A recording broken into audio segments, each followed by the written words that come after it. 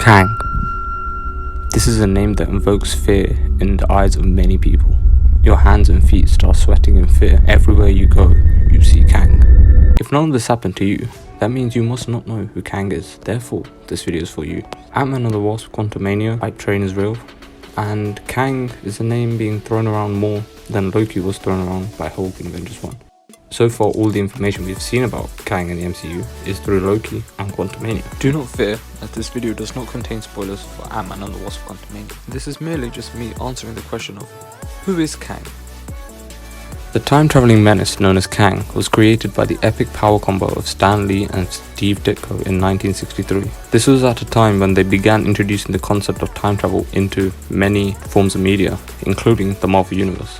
And now this is common amongst many Marvel superheroes, as they've all faced off against a time-traveling foe one way or another. It's even been integrated into the movies after the small-scale movie Avengers Endgame. Kang's real name is Nathaniel Richards. He is a descendant of both Reed Richards and Dr. Victor Von Doom. His original timeline was that of Earth 6311, an Earth so advanced that it skipped the Dark Ages, meaning that in the 30th century it was way more advanced than the current Earth would be. In the MCU, we see that Richards had perfected multi-dimensional travel. What at first seemed to be a peaceful venture turned into a power struggle amongst all his variants, leaving one variant known as He Who Remains victorious. We'll get to this MCU history later on. In the comics, there are even more variants of Kang, since in the infinite multiverse there can be an infinite number of variants. Such variants of Richards include Iron Lad, Pharaoh Ramatat, Kang the Conqueror, Immortus, and even the Scarlet Centurion. His first appearance was in Fantastic Four issue 19, where he showed up as the megalomaniac ruler Pharaoh Ramatat. In this issue, we see the Fantastic Four use Dr. Doom's time travel device to head back to the Egyptian era to cure Amelia's, the Thing's wife's, blindness. The fabulous foursome are then subdued by Pharaoh Ramatat, who reveals to them that he is in fact a time traveler from the year 3000. He was bored of the peacefulness of that era and decided to travel through time and elude everything he saw. His ship was in the shape of a sphinx. However, the moment he crash landed in Egypt, he was injured in the process and the ship lost its nose. But by using such advanced weapons, he was able to subdue the ancient Egyptians to make them work for him. It is also revealed that he is a descendant of Dr. Doom and rises up Susan Storm in the process. I've got 80 million power. The Fantastic Four, as always, defeat Kang and return to the future, with Kang escaping the process. Once they return to the present, the vial containing the cure for blindness disappears. So basically this was a pointless mission, but we get an Easter egg to this era of Kang in Moon Knight episode 3. The first time we see Kang himself as Kang is in the Avengers issue number 8, where it is revealed that he is in fact the same Ramatat that the Fantastic Four had faced before. However, his time machine had overshot and he landed up in the year 4000. In this war-torn time, Kang emerges as the ruler of this land. Using the futuristic technology, he plans to return to the 20th century and become the ruler of the present day, where he faces off the Avengers and loses. Big shock, right? One of the main Kang storylines is what is known as the Avengers Kang War. This is the storyline that will most likely be adapted onto the big screen in movies such as Avengers Kang Dynasty, since the Avengers lineup in this is most similar to what remains of the Avengers now.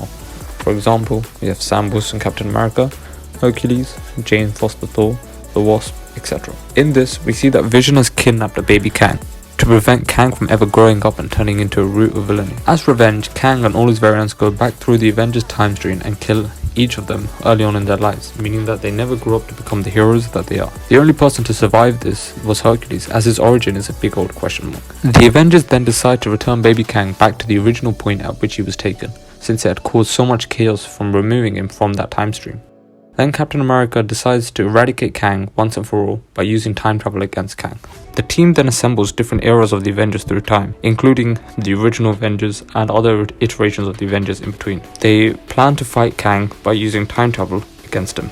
They manage to travel back through time with the assistance of Vision and the time machine at the bottom of Parker Industries building, which is formerly known as the Baxter building. They then split off into smaller groups and travel through time into various points where a variant of Kang is based. This is very similar to the time heist in Endgame. However, instead of looking for Infinity Stones, they are there to kill Kang. Vision also argues with himself over the Thesis paradox, similar to the scene in WandaVision, while all the versions of the Avengers are being captured by variants of Kang.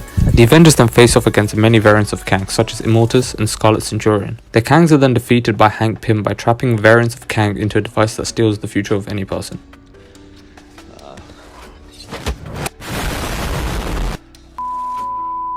But not all Kang variants are bad. Such variant is Iron Lad.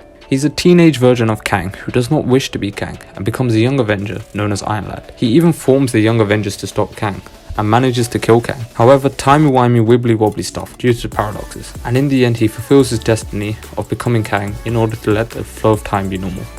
Now, going back to the MCU, Kang was introduced in Loki Season 1 Episode 6 as He Who Remains, the tamest of the variants. It was revealed that all the events that had taken place in the MCU was orchestrated by He Who Remains, and by killing him would unleash all hell with his variants. Despite knowing this, Sylvie, the female Loki variant, kills He Who Remains and exiles normal Loki to another timeline. The story is then to be continued in Loki Season 2. The next time we see Kang is in Antman and the Wasp Quantumania, but as of filming this video, it hasn't been released yet. One question still remains: why is Kang such a menace to the Avengers? He has no superpowers or super strength unlike some of the other villains, i.e. Thanos, Galactus, etc. So what makes Kang so special? It is simply the fact that he is a master of time. He uses futuristic weapons against the ancient Avengers and as a result is able to defeat them, but in the end, the Avengers will always win. Thanks for watching this video. Don't forget to like, share and subscribe, and be sure to check out my YouTube channel over the coming days for more videos related to Antman and the Wasp Quantumania.